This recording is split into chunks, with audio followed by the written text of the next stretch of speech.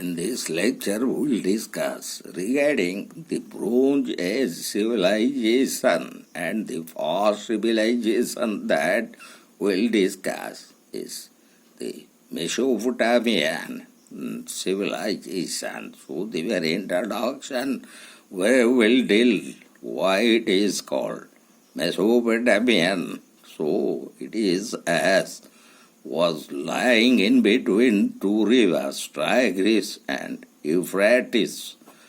So it was around 3000 before Christ, and those cities of Erech, Eridu, Lagash and Ur, and how the Akkads at Agadi started ruling the Mesopotamian region. Then we will discuss about Hammurabi's rule at Babylon, then the Hittites of Asia Minor or Turkey as they ruled. So the Mesopotamian civilization, Mesopotamian means the land between the rivers. It is watered by the Tigris and Euphrates rivers. Its southernmost region was in ancient days called Sumer and was the heart of Mesopotamia. The regions to the northeast of Sumer were called Babylonia and Akkad. The highland in the north was Assyria. Mesopotamia is a flat plain with a southern slope.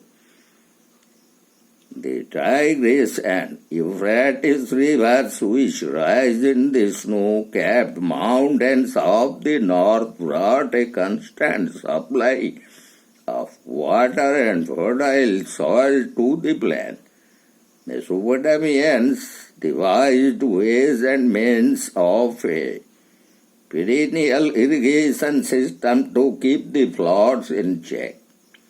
The river bed was high and the canals they made were very wide, up to 25 meters in width sometimes, so that while the water rose from the river to the canal, the banks would not be destroyed. The canals were navigable channels and thus helped in transport as well as in irrigation. And now we'll discuss the very development of the Mesopotamia civilization. By about 3000 B.C., the Summerian civilization or Mesopotamian civilization has reached a high level of achievement. The cities in the region appear to have started as centers for the control of irrigation in the area and soon became centers of commerce and industry. The most important of the cities were Erech, Eridu, Lagash and Ur. Each was the capital of a small state, and the pattern of their cultures was similar. They were always fighting among themselves. By about 2600 before Christ, the kings of Ur had become powerful and their influence spread to other regions also. The people of Akkad in the northeast belonged to a stock different from the Sumerians, but they had adopted many Sumerian ways and much of their culture. About 2500 before Christ, a strong king combined Sumer and Akkad into one kingdom with its capital at Agadi. Within about 100 years, however, this kingdom was destroyed by invaders. The next notable event in the history of Mesopotamia is the rule of a new dynasty at Babylon. Hammurabi, the greatest Babylonian ruler, united the whole of what is now called Iraq into a single kingdom. And by 1600 before Christ, this kingdom was also destroyed. This time by the Hittites who came from Asia Minor, now Turkey. The Hittites were the first to make regular use of horses for war, chariots, and to make iron implements. Now we'll discuss about the Mesopotamian culture. So, in between that, the social Mesopotamian cities such as Ur and about the Ziggurat, the excavations at Ur, one of the greatest cities of Mesopotamia, reveal a complete picture of the city-state. It was divided into three main divisions: the sacred area, the walled city on the mount, and the outer town. Every city had a pattern god of its own. The god of Ur was Nanna, the moon god. The temple of the god called Ziggurat, meaning the hill of heaven, was built of bricks on an artificial hill in the sacred area. The Ziggurat in Ur was more than 20 meters high and in 3 stories. The sacred area was also an administrative center, and storehouses and offices have been found there.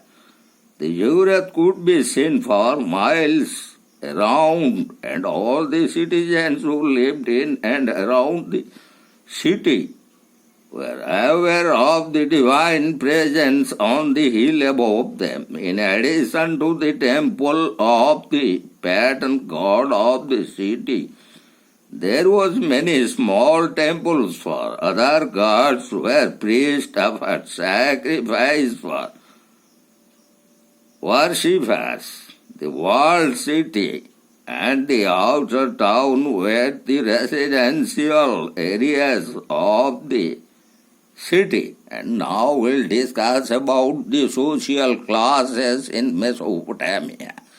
As all above is the king, then the priest, then the officers of the king, and then merchants, and below at last the slaves.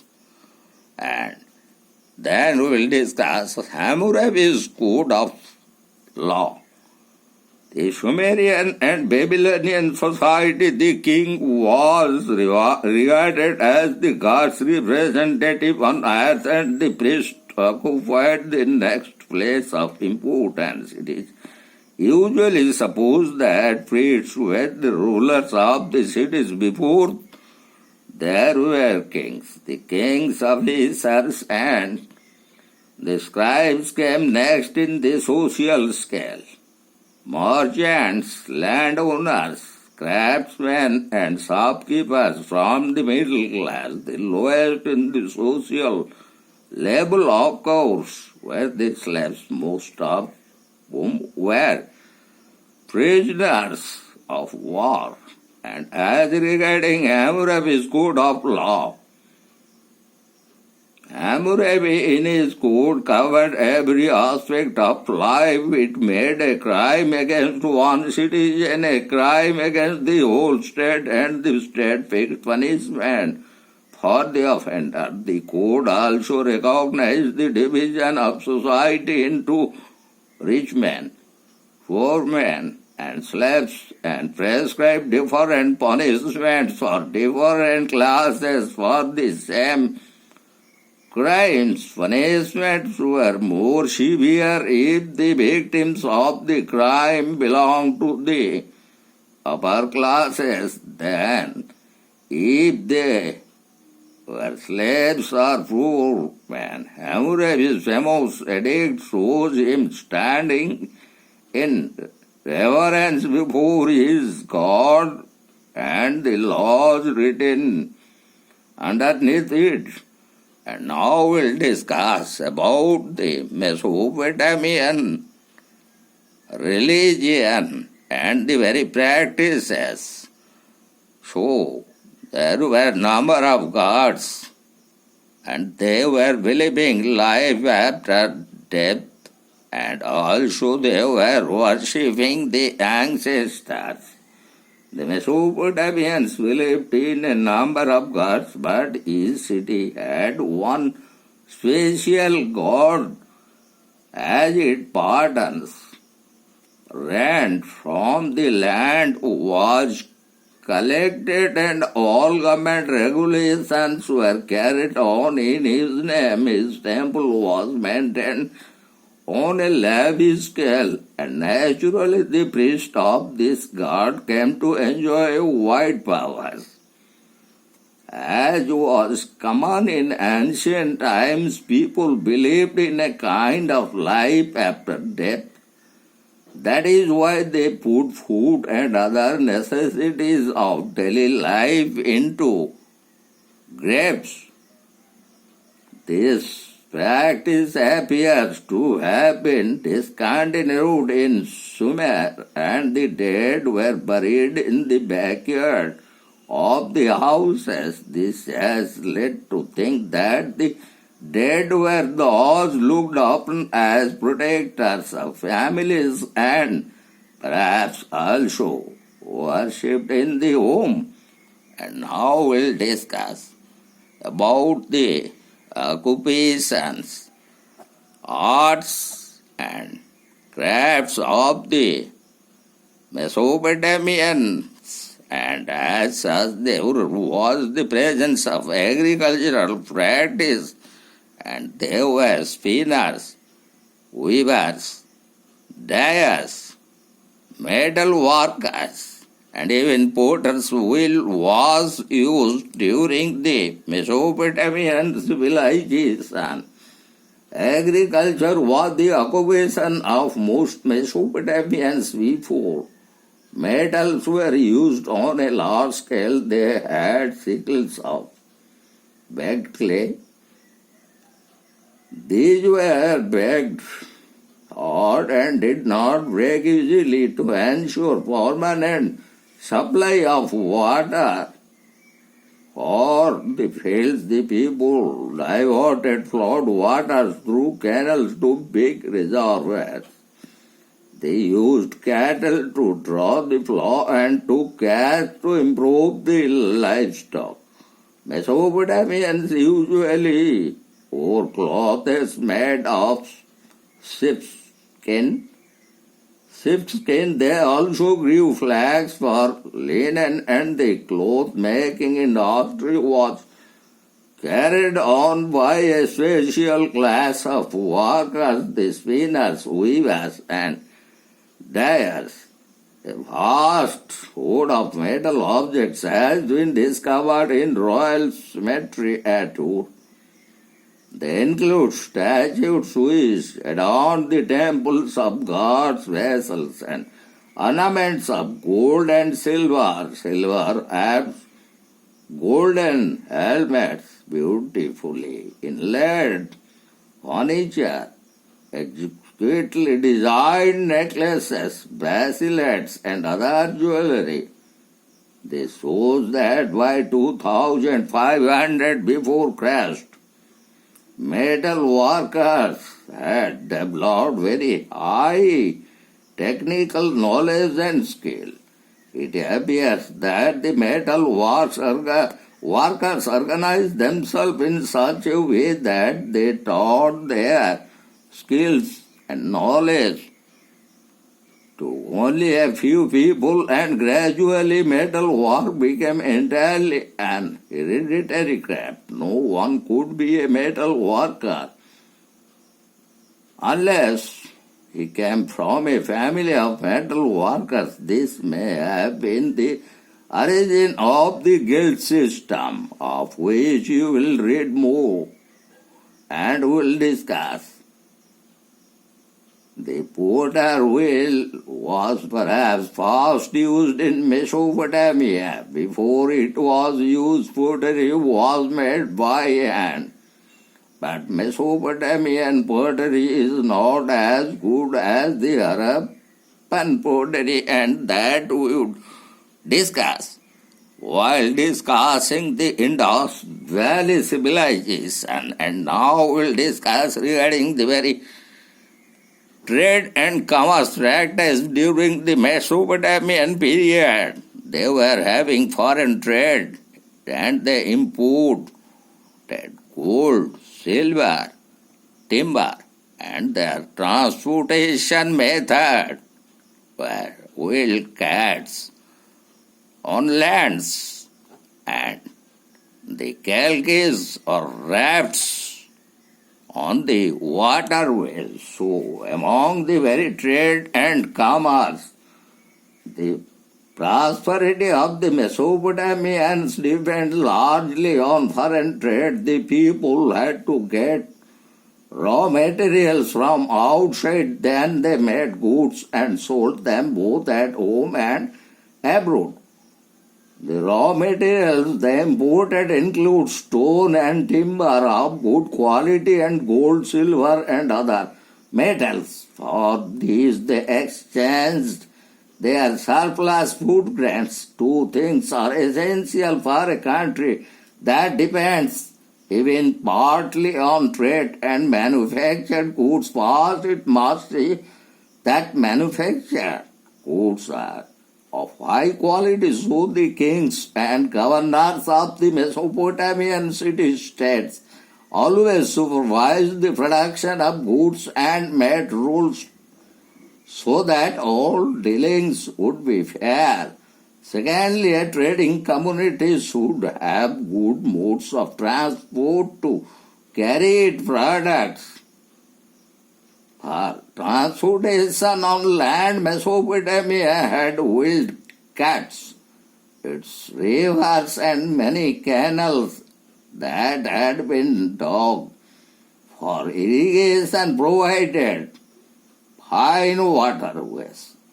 So calques, rafts of logs tied together and wound off by inflated skins were used to carry goods and water. The discovery of the articles of Harappan culture or the Indus Valley civilizations at Ur and of Mesopotamian articles at Harappa and Mohenjo-daro shows that there was extensive trading between the two civilizations. And now we'll discuss about the very important item, that is the script, and which is called as cuneiform. Their script was mainly of pictograms which consist signs, symbols and pictures, and they were habituated with phonetic syllables and sounds as their writing, as we found, was shaped on clay tablets. So the first writing of the Mesopotamians was developed in Sumer and was in form of pictograms like signs, symbols and pictures which denoted objects. Once the standard sign or picture was recognized as representing a definite object, communication became easy. However, a purely pictographic script is not of much help when ideas rather than objects are to be communicated. The Sumerians solved this difficulty by using certain pictures, signs to represent certain ideas. For example, the weight or volume of a thing. This symbol stood for ideas, names, and words. They further developed their system of writing in making the script phonetic. That is, making the symbols represent syllables and sounds of a word. These symbols could then be combined in innumerable ways to represent objects, ideas, and sounds. The Sumerians were the first to evolve a proper system of writing called cuneiform. The script was shaped as shown in the Mesopotamian civilizations leftover clay tablets. They wrote with sharp stylus made of reed on the smooth surface of clay tablets. The tablets were then baked until they became hard. Each tablet was like the page of a book. A very large number of these tablets have been found. Most of them are business documents, letters, deeds of sale, contracts, royal inscriptions, and religious text form another type of documents, but they are fewer. It is interesting to know how the cuneiform script was deciphered, and the ability to read the script together with archaeological finds has greatly enriched our knowledge of the Mesopotamian civilization. So, in our next lecture, we will discuss about the very important aspect of the Mesopotamian civilization, and that is relating to growth of knowledge.